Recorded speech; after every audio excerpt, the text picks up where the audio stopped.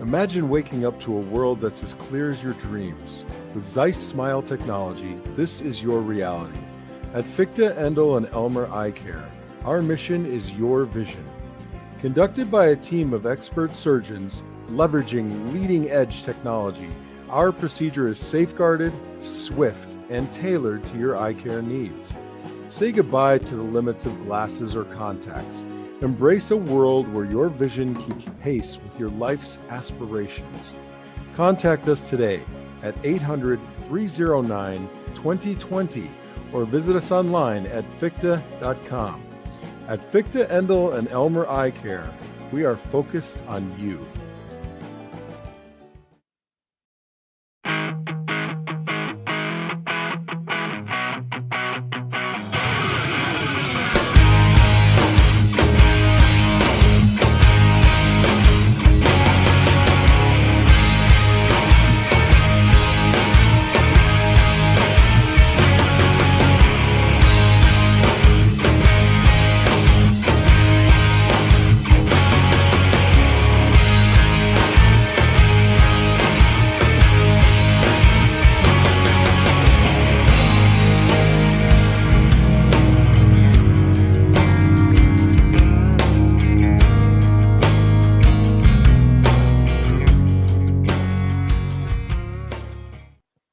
What is going on, ladies and gentlemen? Y'all know it's your boy Jay Spence the King, and I am here today with not my usual co-host, but a usual co-host, Mr. Bruce Nolan himself. What's going on, Bruce?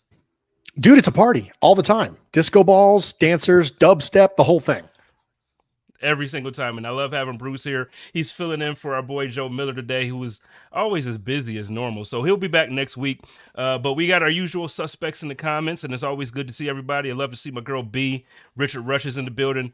We got a question off the jump. You know what, Bruce? I'm gonna start here. I know that I'm going off script. We're gonna go back to script. I know you don't like being off script, but I feel like this is a good question.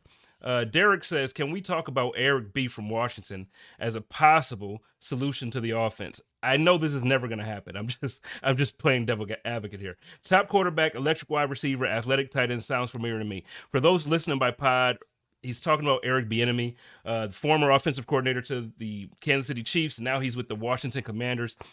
I would love to see just somebody with a creative mind kind of step in and spend some time with Josh Allen. What would you think about this as a possibility? I mean, if you get to the end of the year and Ken Dorsey gets let go and Eric Bieniemy becomes available and Eric Bieniemy then wants to take a lateral and be an offensive coordinator again, those are a lot of ifs. But if all those things happen, sure, yeah, I'd be down with that. I don't think a lot of people have been watching Eric Bieniemy in Washington. Like, I will say this. I think that there's a lot of carryover where a lot of the bleeding from Kansas City is still on Eric Bieniemy. I think you should probably go watch some Washington Commanders games. There was some discussion earlier this year that he was throwing the ball 50 times with Sam Howell, and Sam Howell was getting sacked. And people were like, Brian Robinson's averaging 6 yards a carry and you're giving him 8 carries. What are you doing? You have a second-year quarterback who's not even that good. What are you doing, right? So it's not like Eric Bieniemy, if you go to the Washington Commanders fan base, is considered to be blameless right now. So, Number one, I think we should watch some Commanders games. So I've done that. I'm a Brian Robinson fantasy owner, so that's a reason why I have historically tuned in there. But I mean, yeah, if you get to the end of this year, if Dorsey gets let go, if Bieniemy becomes available, if all those things happen, then sure, yeah, I'm interested. Yeah, I think about it. Well, I'll tell you what, we'll start off yesterday or the day before, I posted on Twitter a question, and I guess this is a good place to start with the question. So thank you, Derek, for the question. But I was asking basically about Sean McDermott. I guess we could roll Ken Dorsey into this as well. I've been on the train. Like, I'm always, hey, we don't fire our head coach in the middle of the season. And really, we don't fire our winningest head coach since Marv Levy and the glory days. Like, we're not doing that. It doesn't make sense. But then you kind of start to kind of add up all of the things that happen that you feel like, man, why can't we just seem to get over the hump? So you talk about 13 seconds, you talk about the AFC Championship, you talk about now it seems like we can't beat the Bengals. It seems like there's just like things that come up here or there that makes the fan base take a second and kind of start to question Sean McDermott. In your opinion, do you feel that Sean McDermott is equipped to get the Bills where we need to go, or do you think that this is one of those situations? You when you responded to my text, you actually brought up like Tony Dungy and what was the situation? Tony Dungy and help me, Bruce. I'm just getting off from work. Help me, man. Well, you were talking about Mark Jackson and Steve Kerr. Right. And Then I you gave me said, the football one. I don't know who those people are well enough because I don't follow basketball. So I mean, I know who they are. Like I've seen their faces, but I don't know enough about the discussion to be able to have a meaningful conversation there. So I said Dungy and Gruden is what I talked about. I was reaching, and you would just let me hang there for a minute, Bruce. I'm like, what's the name? So yeah, the Gruden and that situation versus the one that I said was Steve Kerr and Mark Jackson in the NBA. And basically what happened was Mark Jackson, he drafted Steph Curry, he drafted Draymond Green, drafted Klay Thompson, but even though they were getting better every year, they made the playoffs every year, they still just couldn't get over the hump. They let them go after a 50-win season. In the NBA, that's a big deal, a 50-win season. And then hire Steve Kerr. He automatically figures it out. They win a championship. Do you think Sean McDermott is equipped? That was a long-winded question. Yeah. Is Sean McDermott equipped, or do you think it might take new breath? It might take a new voice in order to get this thing done? I think Sean McDermott is a good enough head coach to win a Super Bowl because I don't think the threshold for good enough to win a Super Bowl is all that high. That's the truth. That sounds so bad. No, but it's true. So at the very beginning of the year, right, you and I did ranked head coaches. Remember? Do you remember where I had Sean McDermott? Did I have him top 5? No. And everyone yelled at me in the comments for not having him top 5. He was like 9th or something for me. I think it was 8th, 9th, 11th, something around there, right? I think it was 8th. And what I said was good enough. That's what I said over and over. I said good enough. But I think there's 12, 14, 16 coaches in the NFL that are good enough to win a Super Bowl. Like I think that this idea that you have to have a top 3 head coach or a top 4 head coach to win a Super Bowl, I don't think that's true. I think if you look back through the annals of head coaches who've won Super Bowls, there's been lots of coaches who won Super Bowls who I didn't think were top 10. I didn't think Gruden was, right? I didn't think that Brian Billick was. I mean, there's a huge chunk of people that I don't think are. And then it's really weird because Sean McVay finally won one, but I thought he was a top 4 head coach before he ever won one. So it's a strange thing because I think we have a tendency to believe that the things that are necessary for you to win a Super Bowl are like the best quarterback in the league and the best head coach in the league. When we have all sorts of scenarios of that not being the case, right? Mm-hmm. Now, having a top 3 quarterback or a top 3 head coach is really nice, but I think the Bills do have a top 3 quarterback. So for me, it's good enough. And the answer to that question is yes, I think he's good enough. Does that mean I think he's great? No, I had him at 8th, right? Better than average is what I had, right? Better than average. I think he's better than average as a head coach. But good enough is a much, much, much lower bar to clear for me than it is for a lot of other people. I think that they think you need to be top 4. You need to be top 5. I don't think that's true. And I think that the annals of NFL history would tell you that that doesn't need to be true. Yeah, no, it doesn't need to be. I mean, we've seen, and this is not a shot for all my Ravens fans. We've seen Joe Flacco, so you don't need the best quarterback. And then we've seen, I can go down a list of coaches that are nowhere near, in my mind, a top whatever list. So you can win. It a lot of times I feel like it takes luck, and obviously you need talent, you need the roster, but it also takes luck of being healthy at the right time. It takes chemistry at the right time. It takes, like, it just seems like it takes everything to fall perfect for that team that year. Because you can even go back and look at teams that you just felt like were the most talented across the board, and they still didn't come out on top. So, but with that being the case, with your opinion on McDermott, What about Dorsey? Because the thing for me with Dorsey is, and I talked about this on Code of Conduct, the reason why Dorsey was hired as offensive coordinator, he was handpicked by Josh. He was handpicked by McDermott. Josh was comfortable with him, right? So like that was why he was chosen. He's about to get the guy he handpicked fired if he doesn't, make the reads that are open that Ken Dorsey is drawing up, or he's not. I don't know. It seems like it's both to me. It's a two-edged sword. Is it Josh? Is it Dorsey? What's the issue, man? Well, with the idea in mind that I'm trying not to spoil the Bruce exclusive for tomorrow, I want to say that Josh Allen makes execution errors at a higher rate than a lot of other quarterbacks in the NFL on basic stuff, but it's always been that way, and I don't think we should be surprised. The ratio since Josh Allen was a rookie, the ratio I have been worried about has been the amount of plays that Josh Allen makes that an average quarterback can't make versus the amount of plays he misses that an average quarterback wouldn't miss. That ratio is what matters to me. Josh Allen is spectacular. Josh Allen is elite. There is no question. There is no debate about any of those things. Josh Allen's great. The QB stew will openly show how great Josh Allen is. And that's not being facetious. Josh Allen's awesome. However, when I watch the film and I watch Josh Allen just flat out miss a read, when I watch him read a levels concept, come off it way too early, which is crazy because the break hadn't even happened yet.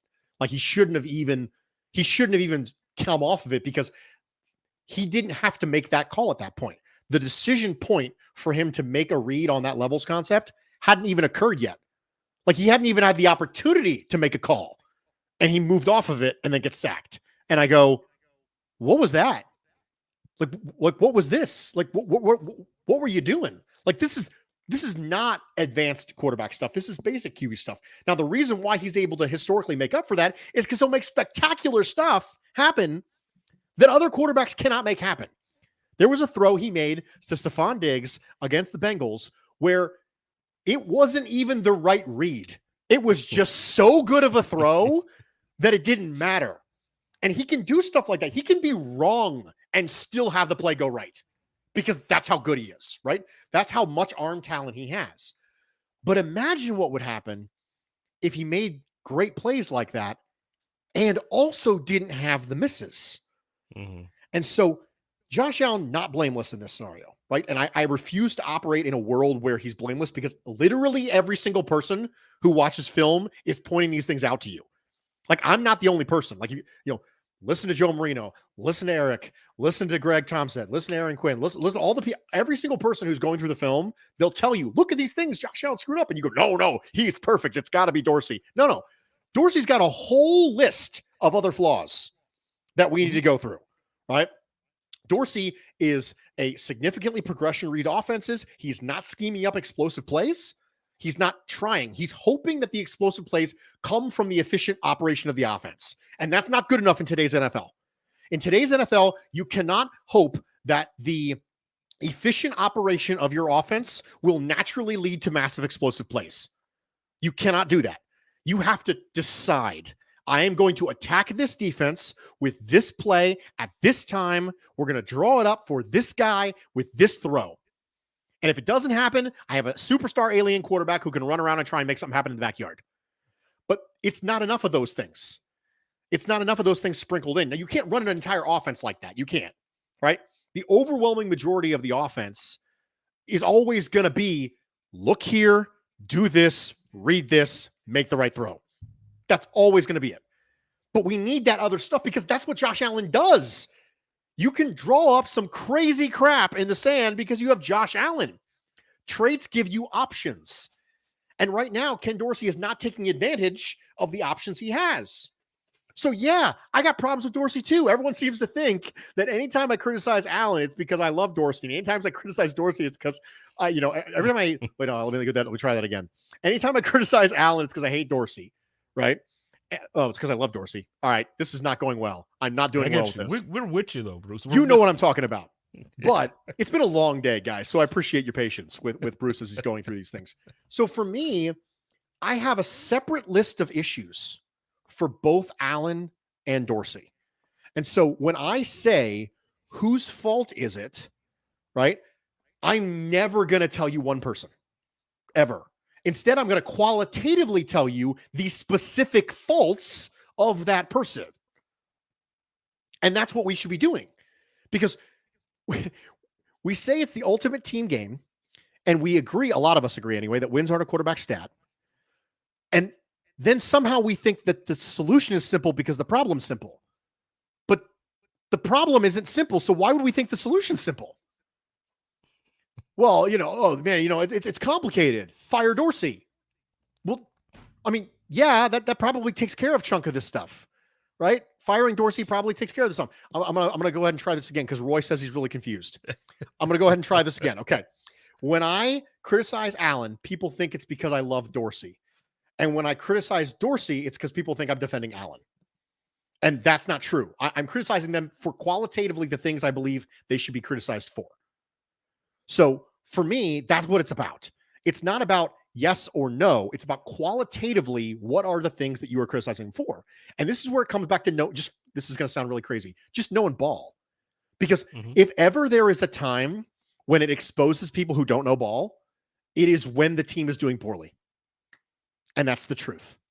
I know that sounds harsh, potentially, but there is never a time when it's more important to know ball than when your team is doing badly. Why? Because you're trying to identify a problem. In order to identify a problem, you need to know ball. And you need to be able to connect the problem to solution, which means you need to know ball. Yeah. So if you want to find out who doesn't know ball, just wait until things go badly. Because when everything goes well, when everything's going amazing, it doesn't matter if you know ball.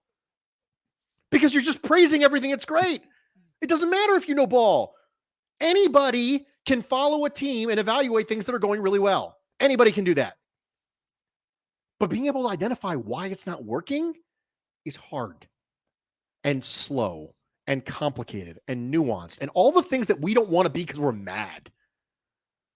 And so for me, Dorsey, Allen, let's ignore who's more at fault. Let's just assign to the people the blame that should be assigned to them.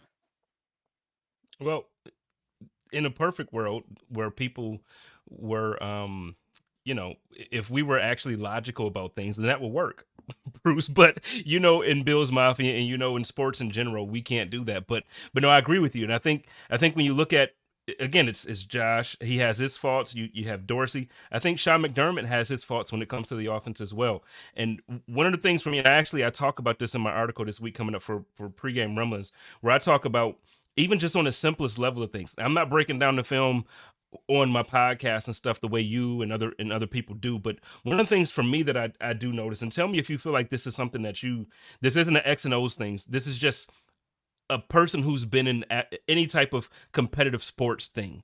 When Josh Allen comes out and he says, hey, sometimes I feel like I need to just get involved in the play early on just to feel like I'm in the game. I know we don't want hits. I'm not talking about put him out there just to go ahead and get hit by 3 guys. But I also think that something is said for, people who need to feel like, hey, I need to get into a rhythm. And me coming out and, yeah, I'm the quarterback and throwing the ball is there. But sometimes I feel like I need to just really get involved with it. Let me run. Let me get up. Why are we not? And this might not even be the realest problem, but I think you're taking away what makes Josh Allen so. You mentioned he's an alien earlier. You're taking away what makes him an alien. Him being able to run over people or jump over people and then also be able to throw it 50 yards on a rope, and he's able to do all of those things. But when you take away his legs and you take away his strength and his power, then you're essentially making him a quarterback that he's not supposed to be. Am I on to something here, or am I crazy? No, I think it's a factor. I don't think you're crazy at all. I think it's a factor. I think that they want Josh Allen to be an efficient quarterback, and he needs to be, right? Every quarterback needs to be an efficient quarterback, but you don't want to do that at the expense of alien stuff.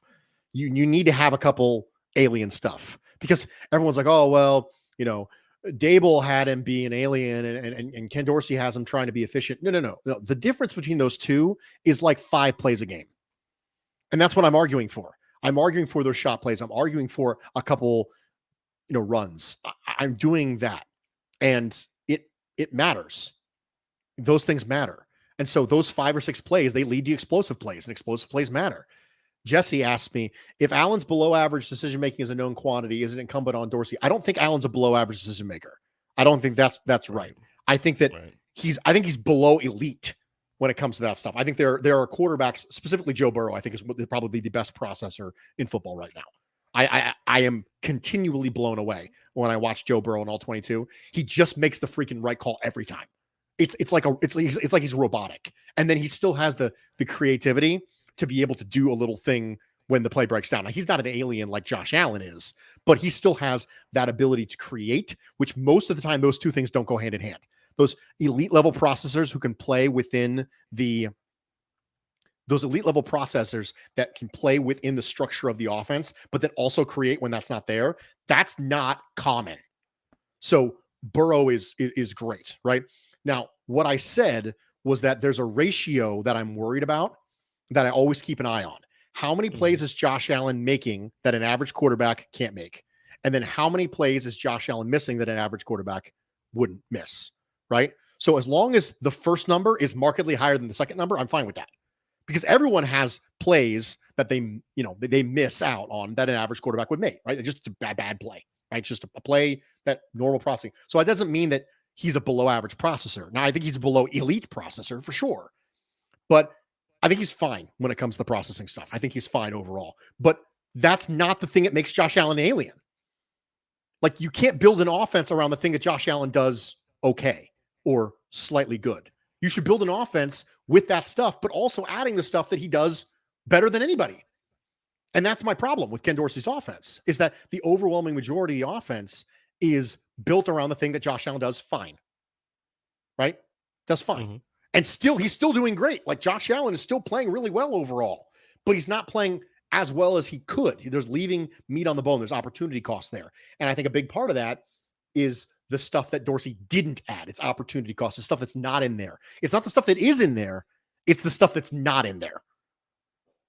You know what? Let me ask this, because at the risk of, I don't want you to ruin anything for your show tomorrow, but I guess my question is, when you look at all the stats, man, you look at, every metric that every analyst want to throw out there, every PFF grade and all this other stuff, Josh Allen is near the top in every statistical category. Diggs is at the top of every receiving category.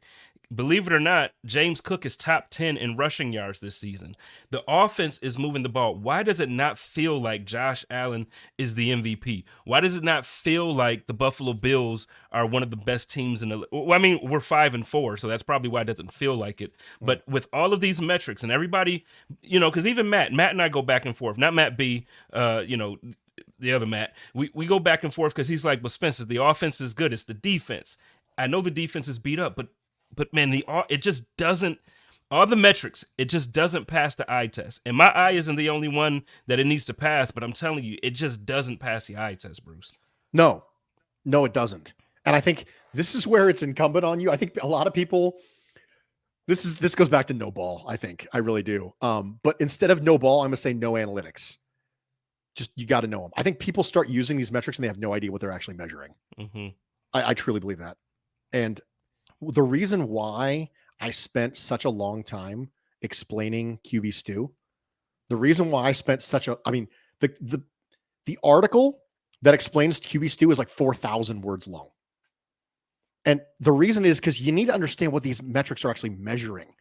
It's not just good and bad. Jesse's right. They're not getting explosive plays. That's a big part of it.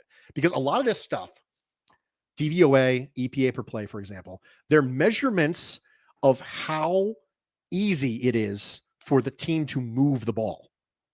Like, how well are they moving the ball? What you and I see is how much are they scoring. Moving the ball and scoring historically correlate, but they don't always correlate. So you can move the ball really well and not score as many points as you feel like you should. And so that disconnect is because we are assigning qualitatively to a metric what it was not designed to do. So we're using something like DVOA or success rate or EPA per play, and we're saying, look, the offense is good. And then a bunch of people are going, no, it doesn't look right.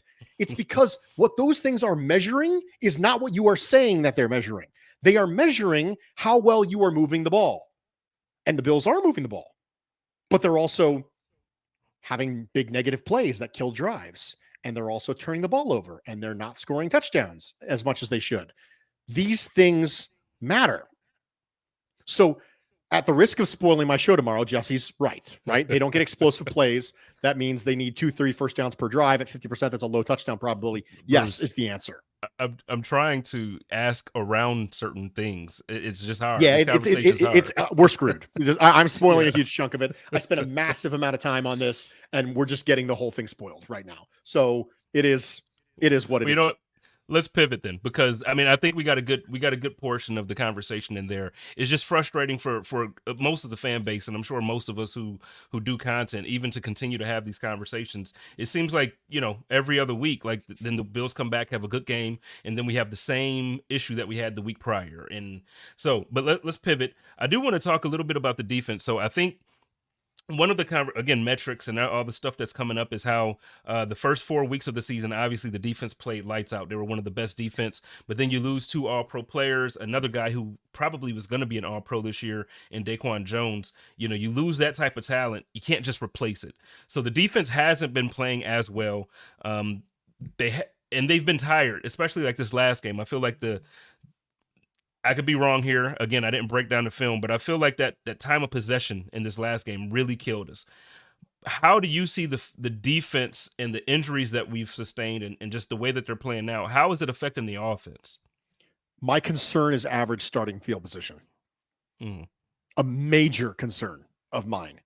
If you're not getting explosive plays on offense and you're having to start farther back, you need more plays to be able to reach the goal line. And if you need more plays to reach the goal line, you are increasing the possibility of human error every time you run a play. If I can get a touchdown drive in 3 plays instead of 5, I would like to do that. If I can get it in 5 plays instead of 8, I'd like to do that. If I can get it in 6 plays instead of 9, I'd like to do that. Because every time I run a play is one more opportunity for me to make a mistake. And that's how you kill drives. 10-yard holding penalty, turnover, big sack, things like that. I don't want to run 13-play drives. The NFL is not designed for really good offenses to consistently run 13-play drives. It's not. Especially not when you have a quarterback like we just talked about with Josh Allen. You need explosive plays. And then when you're doubling down on that with your field positions bad, so now you're not getting explosive plays and you're starting off behind because your special teams and your defense aren't giving you complementary football. I know we're all complaining about complementary football. Like I understand that this is the example of how that's actually a thing. Starting field position matters. And the Bills, the week 1 to 4 had much better starting field position than weeks 5 to 9. And so if you want the Bills offense to go longer and you're not getting explosive plays, that means they have to do it in more plays. And if they do it in more plays, then you're increasing the possibility of error.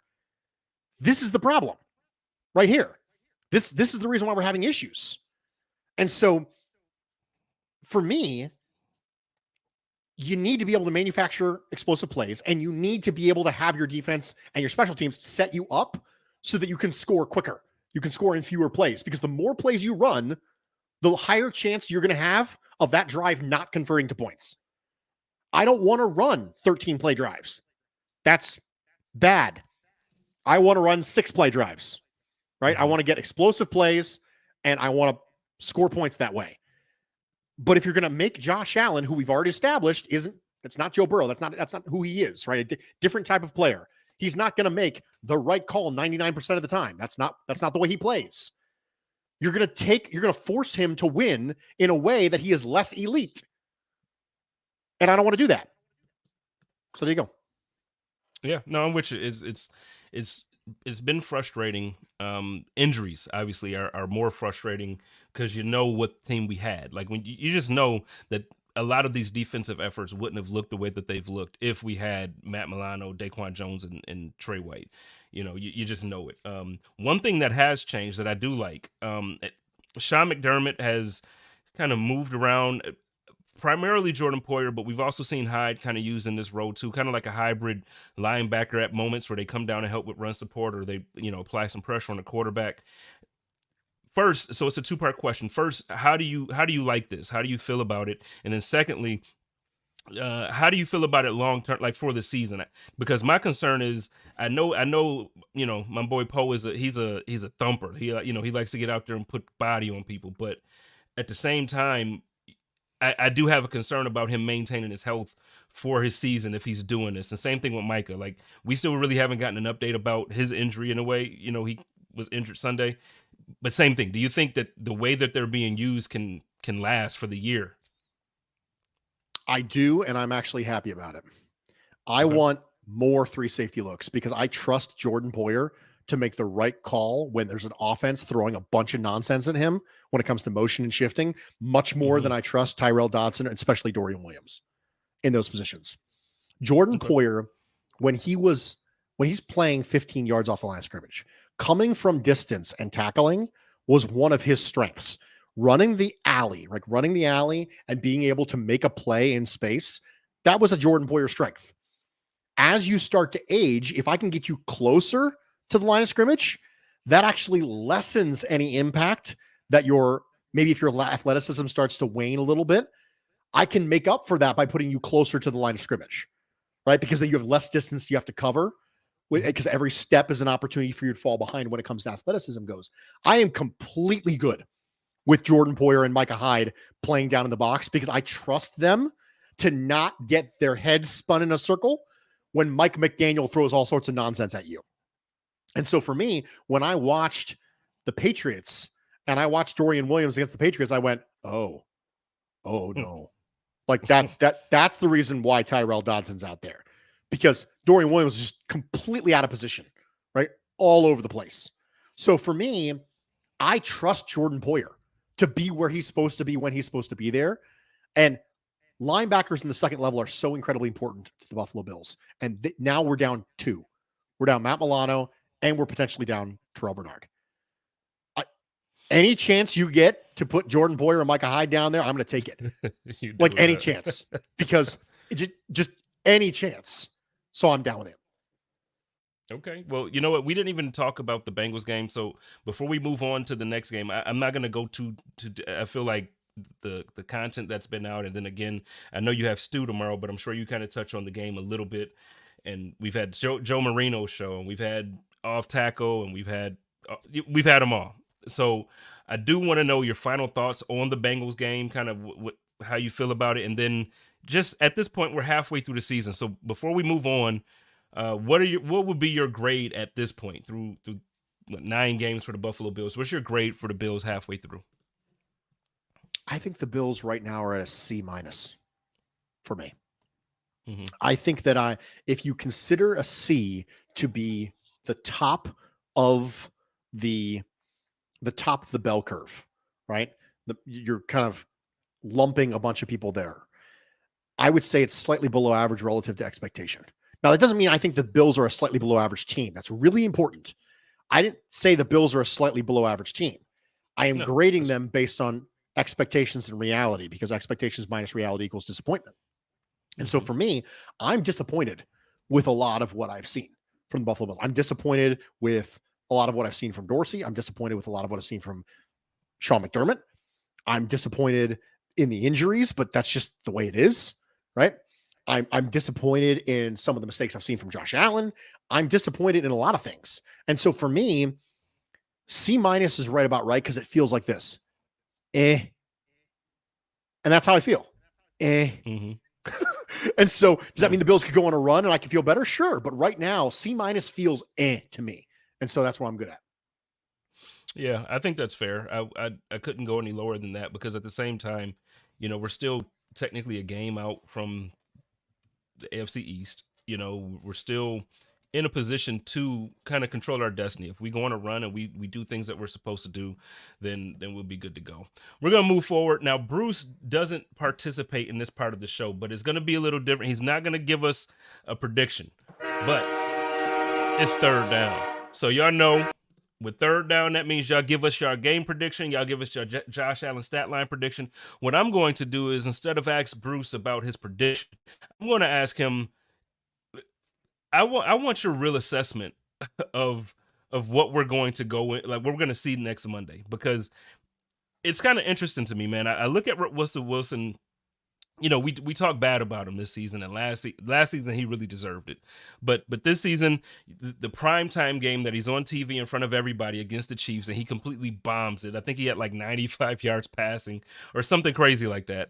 But then you go and you look at it, like this past Sunday, he had 3 touchdowns, no interceptions. He only threw for 100 and some odd yards, but they won 21-9, I believe, against the Chiefs.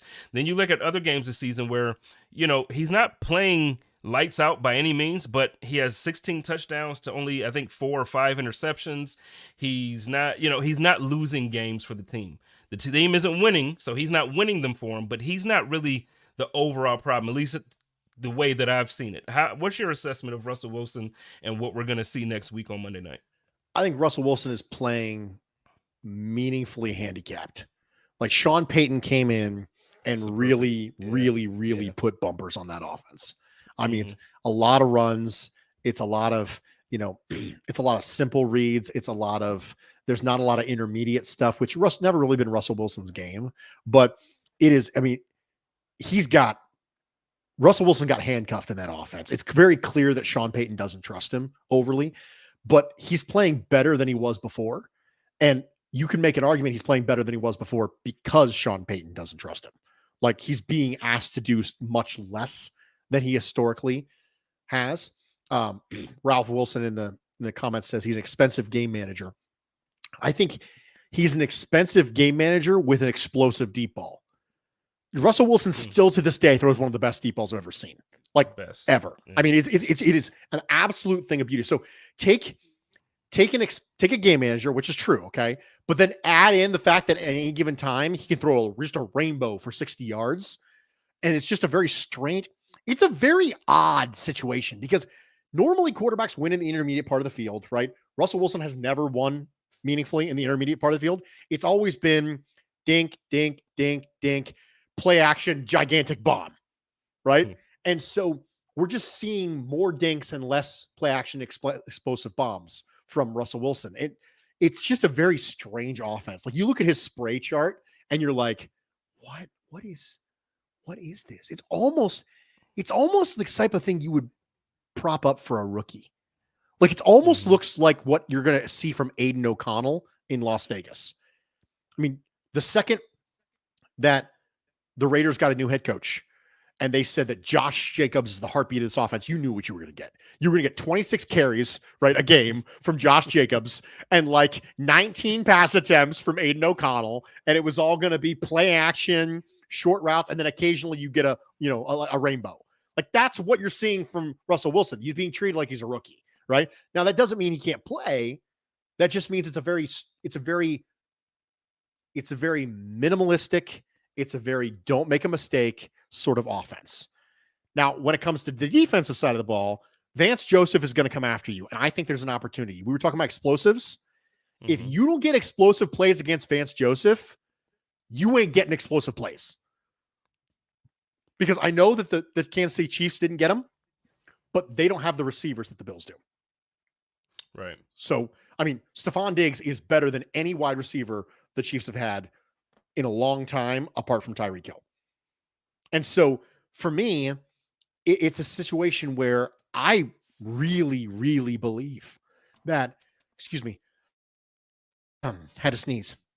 You are going to see explosive plays from this Buffalo Bills offense. And if you don't, I'm going to be concerned.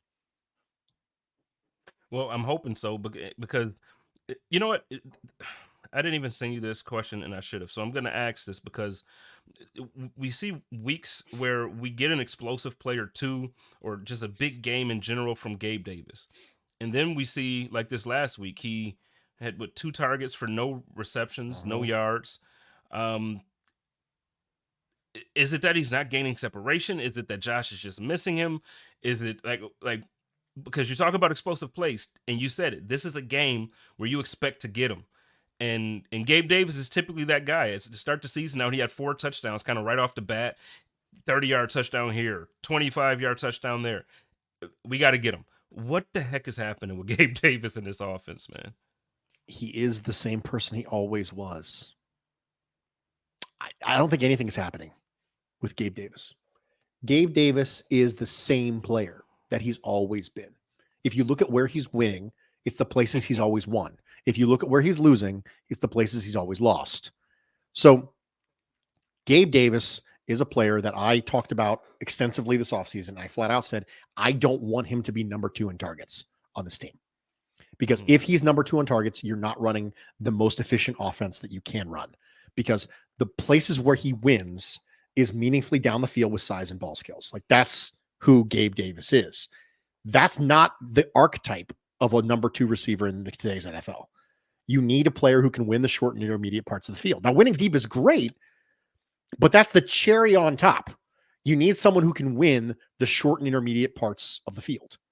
And so if Gabe Davis isn't winning there, then, and you're giving him 100 targets, then your options are A, you're giving him targets in an area where he doesn't win, which is decreasing your efficiency.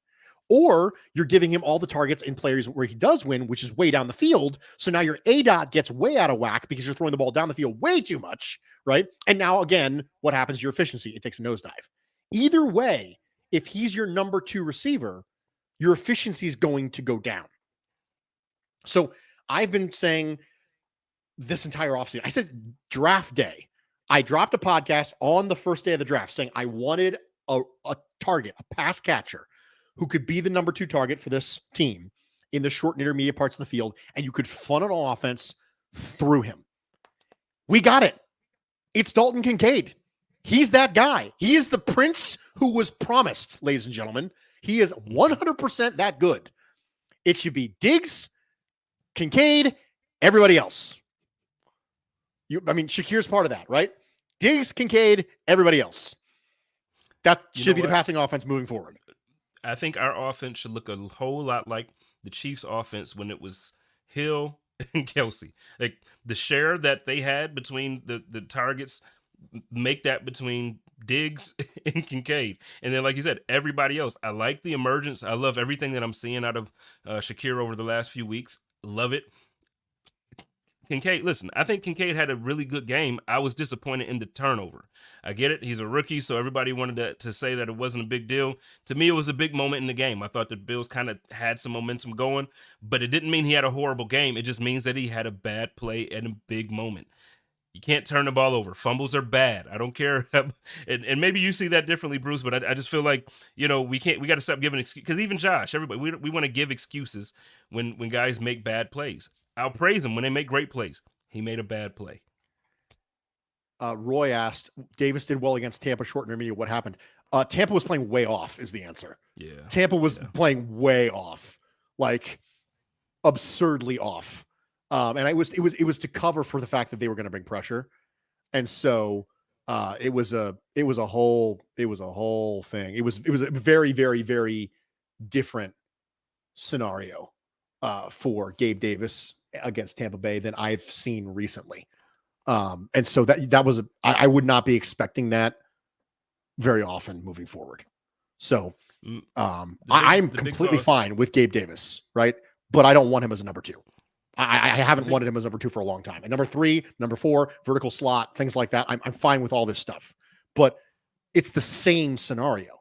I mean, if it walks like a duck and quacks like a duck and everyone tells you it's a duck, right? So if you have Brian Dable, who plays Gabe a specific way, and Ken Dorsey, who plays Gabe a specific way, and the coaches in college who play Gabe a specific way, there's a reason for that. It's because that's what he does, right?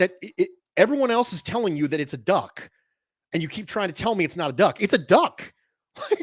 So for me, that doesn't mean the Ducks are bad, right? There's a place on your roster for Gabe Davis. I like Gabe Davis. I just don't want to be number 2. Number 3, number 4, sure. Vertical slot guy. Give me, Christian Kirk a la Arizona version of Christian Kirk, right? Where you get that vertical slot player. So Dable used him a lot more in the slot. Cool with that too. All of that stuff. But it's never been who he is, right? I mean, go look at the reception perception stuff. Go look at the college stuff. It's not like it's one game or 2 games. It's multiple years going all the way back to college. It's the same thing. At some point, we just have to decide this is what he is, and that's okay. Well, again, we not you, Bruce, obviously, but I got to pick on my guy, Jeremy Poyer, and then even Matt is in the comments, and he's saying that Gabe is better than he's given credit for. I don't think anybody's saying that he's bad. I just think that we're saying that he's not a wide receiver too. Walter in the comments says, call me crazy, but when I'm being flipped in the air, the last thing I'm thinking about mid-air is protect the ball. Well, Walter, with all due respect, that's why you're not a professional tight end. You're supposed to protect the ball. And anybody who gives excuses for turning the ball over, I'm sorry. You can't lose the turnover battle and expect to win games. The Buffalo Bills didn't make explosive plays on defense this last week. We didn't get the ball turnover. We had 1 sack. We just have to... I'm sorry. I love everybody. I'm just not the guy that's going to make excuses anymore when we're turning the ball over in the red zone or in big moments. Josh did it a lot last year. He has to be better at it. He's been better this year. After the first couple weeks, to me, Josh Allen has played lights out. And, when it comes to the stats, but it comes in moments. I need it to happen throughout the game and not just in the fourth quarter trying to make a comeback. Again, Bruce is here to give you all of the other conversation about it. I'm just here telling you a turnover is still pretty bad in my book. Anything on that, Bruce, before we get out of here? Turnovers are bad. We should try to not do them. Yeah, and like I said, he had a great game. I think Kincaid, the last few weeks, he's been playing. He's the guy that we drafted. Now I understand, because I've seen it on a professional level, why we drafted a tight end in round 1. He's that good. Like, he's really that good. Use him, but don't fumble. And let's not say that fumbling is okay, just because it is who it is. Bruce, go ahead and plug your show and talk a little bit about what you got coming up with Stu this week, and then we'll get on out of here. Well, I spoiled a bunch of it now. So if you're listening to this show, I beg of you, please go and listen to the Bruce exclusive too, just because I put a lot of work into it, guys. But we're going to do QB Stu. We're going to do Josh Allen, the offense, Ken Dorsey. We're going to go into detail about DVOA, EPA per play, success rate, things like that. We're going to talk about the reconciliation between what our eyes are seeing and what the advanced analytics are telling us, which I think is really important. And my show, the Bruce exclusive, drops every Thursday on the Buffalo Rumblings podcast network. Let's get it. And then right after, well, not right after, we're going to end a little early here, but in about 10 minutes, if you're sticking around on the YouTube channel and on Twitter and Facebook and all that stuff, you're going to see, actually, Sarah has the night off. Jerry has Joe Marino as a guest. So stick around for Line to Gain. You got Bruce Nolan followed by Joe Marino on the Buffalo Rumblings podcast network. We're doing it. We're doing it like that. And then this weekend, keep Buffalo Rumblings at the top of everything that you got going on. Because Monday morning, pregame rumblings, I'm dropping like I do every time we have a big game. I got a special guest, Stevie Johnson, is going to be joining me. Buffalo Rumblings will be doing a jersey giveaway halftime during the game. So again, stay plugged in with Buffalo Rumblings Twitter and Facebook and all that stuff for details on the giveaway. And we're going to get on out of here. So y'all love each other, take care of each other, and live in peace. And as always, stay positive, test negative, go Bills.